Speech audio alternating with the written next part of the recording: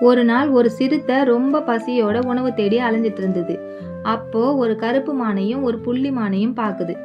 2 மானுமே ஒரே மலையடிவாரத்துல மேய்ஞ்சிட்டு இருக்கு. சிறுத்தை ரொம்ப எச்சரிக்கையோடவும் பொறுமையோடவும் மலையடிவாரம் பக்கத்துல போகுது. ஆனா எதை தாக்குறது அப்படின்னு முடிவு செய்யல.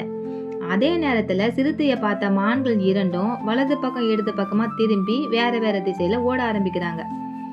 சிறுத்தை எதை துரத்தலாம் அப்படின்னு யோசிச்சு, சரி கருப்பு மானை துரத்தலாம், அதோட இறைச்சி தான் ரொம்ப ருசியா இருக்கும் அப்படின்னு முடிவு செஞ்சு கருப்பு மானை துரத்த ஆரம்பிக்குது. அதுக்குள்ள அந்த மான் ரொம்ப தூரம் ஓடிடுச்சு.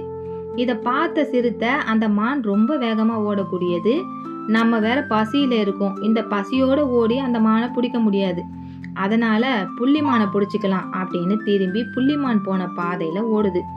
ஆனா புள்ளிமான் எங்க அங்க இருக்கு, அது எப்பவோ ஓடிடுச்சு.